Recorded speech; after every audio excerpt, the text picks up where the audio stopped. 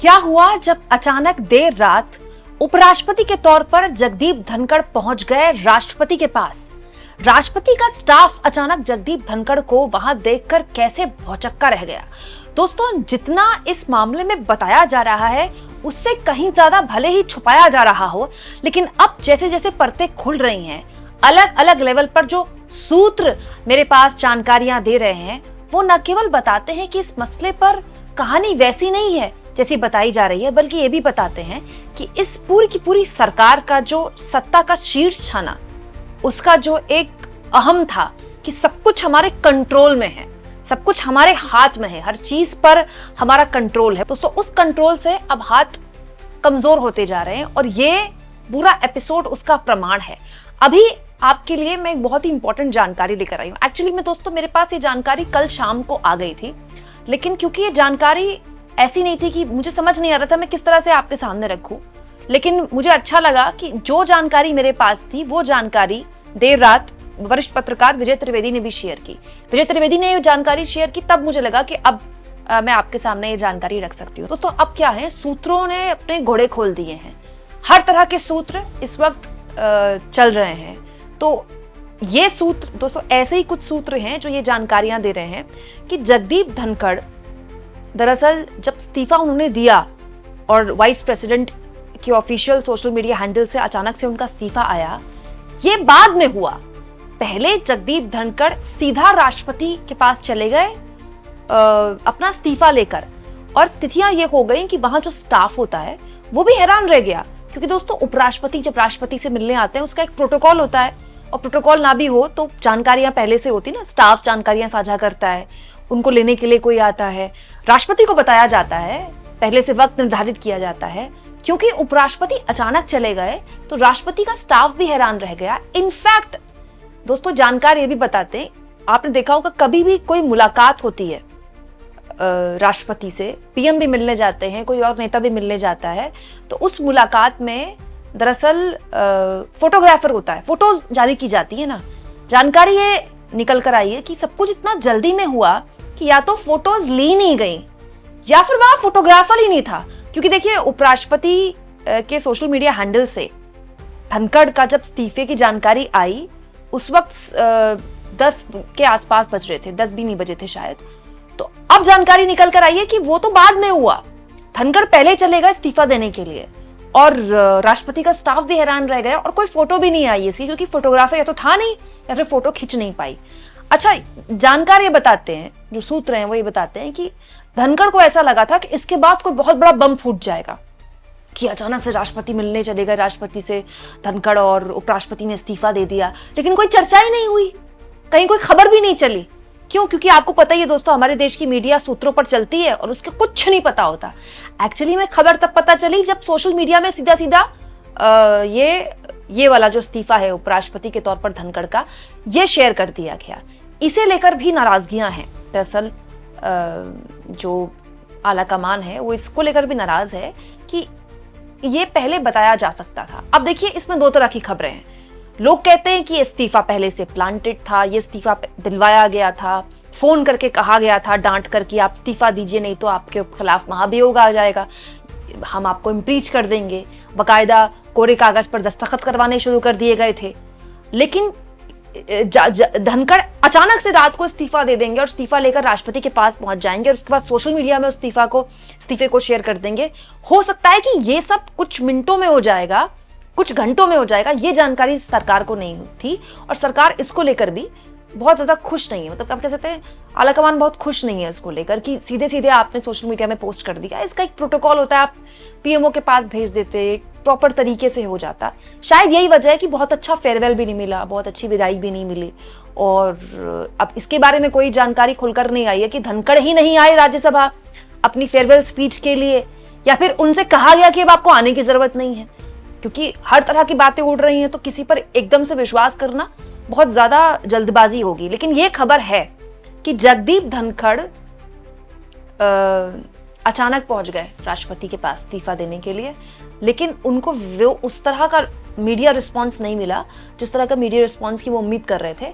Media response उस तरह का तब मिला जब अचानक से रात को इस्तीफा सोशल मीडिया में शेयर किया गया। देखिए दोस्तों, इसमें तो अब कोई ऐसी छुपी हुई बात नहीं है कि ये हेल्थ रीजंस नहीं है। अगर हेल्थ रीजन होते तो सत्र शुरू होने से पहले ही हो जाता, हेल्थ रीजन होते तो सुबह होता। रात को 10 बजे इस्तीफा सौंपना, और हेल्थ रीजन हो गए, इतनी तगड़ी तबीयत खराब हो गई धनखड़ साहब की, कोई मिलने तक नहीं गया वहां पर।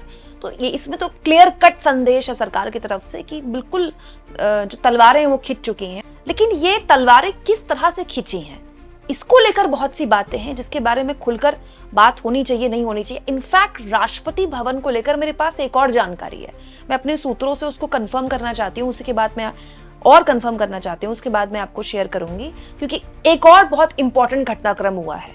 आप मेरे चैनल पर बने रहिएगा, मैं आगे आपको एक और ऐसी जानकारी दूंगी। लेकिन इस पूरे घटनाक्रम से, जैसा कि मैंने आपसे कहा कि आरएसएस का एंगल भी बहुत इंपॉर्टेंट है। और दोस्तों एक और चीज है, बीजेपी ट्रांजिशन के दौर से गुजर रही है। आरएसएस चाहता है कि बीजेपी में एक नया नेतृत्व हो जो बीजेपी का अध्यक्ष बने और वही 2029 को बीजेपी को लीड करे। लेकिन जाहिर तौर पर मोदी अमित शाह ऐसा क्यों चाहेंगे? इस बीच योगी एंगल की भी इसमें एंट्री हो गई है। कैसे दोस्तों? वरिष्ठ पत्रकार शकील अख्तर, जिनको आप डीवी लाइव में काफी सुनते होंगे, उन्होंने इस पूरे एंगल में एक नई बात रखी है योगी आदित्यनाथ की। देखिए वो क्या कहते हैं। यूपी में जो कहानी चल रही है वो धनखड़ के लिए फायदेमंद है। धनखड़ मुख्यमंत्री योगी के समर्थक थे, इसीलिए मोदी जी ने उन्हें हटाया। इस कहानी से योगी भक्त धनखड़ के समर्थन में खड़े हो जाते हैं। धनखड़ और योगी की निकटता के कई किस्से अब चलने लगे हैं। भक्तों के एक बड़े हिस्से में योगी को मोदी के उत्तराधिकारी के रूप में देखा जाता है और संघ प्रमुख मोहन भागवत के कहने के बाद 75 साल में बाजू हो जाने चाहिए, सीधा ये माना गया था कि योगी के लिए कुर्सी खाली की जा रही है। बातें और भी कई हैं, छोटी बड़ी, तकनीकी मिसअंडरस्टैंडिंग की, मगर लगता है कि ट्रिगर पॉइंट यही था कि मोदी जी को लगा कि योगी को प्रमोट करने वालों में उपराष्ट्रपति भी हैं। धनखड़ के यूपी दौरे में दोनों के बीच ज्यादा निकटता दिखी गई। धनखड़ ने उन्हें बेमिसाल मुख्यमंत्री बताया था, युवा मुख्यमंत्री कहा था, और उनके भाषण के दौरान जितने खुश सीएम योगी दिखे थे, लोग बताते हैं कि ऐसा कम अवसरों में देखा गया। खूब खिलखिलाकर हंसते हुए धनखड़ ने कहा था कि बाकी नेताओं को भी योगी जैसा होना चाहिए। योगी भी दिल्ली आने पर धनखड़ से जरूर मिलते थे, बहुत खुश होकर। फोटो गवाह हैं, नहीं तो प्रधानमंत्री मोदी और अमित शाह से मिलने के दौरान योगी के फोटो देखे जा सकते हैं। तो कहने वाले ये कह रहे हैं दोस्तों कि योगी एंगल भी हो सकता है, तो ये भी एक तरीका है दोस्तों पत्रकारों का अपनी अपनी तरह से खबरें निकालने का। ये क्यों हो रहा है दोस्तों? क्योंकि जब खुले तौर पर नहीं बताया जाता है कि एग्जैक्टली कारण क्या था, तो अब सबके सूत्र हैं ना, सब अपने अपने लेवल पर अटकलें लगाएंगे और सब अपने अपने स्तर पर विश्लेषण करेंगे। यहाँ एक और चीज मैं आपको बता दूं दोस्तों कि ये बिल्कुल सच है कि योगी आदित्यनाथ और बीजेपी आला कमान में बिल्कुल नहीं पट रही, और ये आज की बात नहीं है। लोकसभा चुनाव में 2024 के बाद से लगातार हम कितनी बार सुन चुके हैं कि योगी की कुर्सी खतरे में है, लेकिन उनकी कुर्सी को हाथ नहीं लगा पाया है बीजेपी आला कमान, और लगाना भी इतना आसान नहीं है। योगी को हटाना मतलब बीजेपी के लिए खतरा मोल लेना। जाहिर सी बात है, जो योगी जब तक कुर्सी में बने रहेंगे वो उतने पावरफुल होंगे, और 2027 के विधानसभा चुनाव में अगर योगी फिर से जीत जाते हैं सीएम रहते हुए, तो फिर वो सीधे पीएम कैंडिडेट हैं भाई, वो उसमें कोई दो राय नहीं है। उत्तर प्रदेश जैसे राज्य, इतने इंपॉर्टेंट राज्य से अगर वो फिर से जीत जाते हैं तो फिर उनके लिए पीएम कैंडिडेट के अलावा कुछ बचता नहीं है। ऐसी स्थितियों में जगदीप धनखड़ उनके साथ क्यों करीबियां बढ़ा रहे थे? जगदीप धनखड़ क्या ये बातें जानते नहीं थे कि दिल्ली में बैठा आलाकमान क्या सुनना चाहता है और किसके साथ किसको देखना चाहता है? लेकिन जगदीप धनखड़ अगर ये कर रहे थे तो वो कुछ सोच समझ कर रहे होंगे ना। और जगदीप धनखड़ अगर ये कर रहे थे तो क्या आरएसएस को कॉन्फिडेंस में लेकर कर रहे थे? क्योंकि जैसा कि मैं लगातार आपको कल से बता रही हूँ, आरएसएस के बीच जगदीप धनखड़ की अचानक से बड़ी करीबियां बढ़ गई थी और आरएसएस के बड़े बड़े नेताओं से उनकी सीधी बातचीत भी हो रही थी। अब कई बार होता है दोस्तों कि बड़े खिलाड़ियों के बीच के बड़े गेम में जो छोटे खिलाड़ी होते हैं वो नप जाते हैं, उनका विकेट गिर जाता है। तो क्या जगदीप धनखड़ के साथ ऐसा ही कुछ हुआ? ये भी हो सकता है दोस्तों कि बहुत से ट्रिगर पॉइंट्स हों कि सरकार से नहीं बातचीत है, मोदी कामकाज के तरीके से खुश नहीं है, विपक्षी नेताओं के साथ भी बातचीत चल रही है, योगी आदित्यनाथ के साथ भी करीबियां हैं, आरएसएस के साथ भी करीबियां हैं, ओम बिरला से भी नहीं पट रही है, संसद टीवी के एम्प्लॉइज के अंदर भी कुछ बातें हैं। बट पॉइंट ये सबको हुआ क्यों? जैसा कि मैंने आपसे बताया कि ये तो हम सिम्टम्स पर बात कर रहे हैं, पर जगदीप धनखड़ तो इस सरकार द्वारा ही चुने गए और सत्ता के करीब रहते रहते जगदीप धनखड़ इस सरकार को सूट करने वाले फैसले ही ले रहे थे, सूट करने वाले कदम ही उठा रहे थे, उसी तरह से संचालन कर रहे थे राज्यसभा का जैसा ये सरकार चाहती है। तो फिर जगदीप धनखड़ अचानक से इतने विरोधी कैसे हो गए?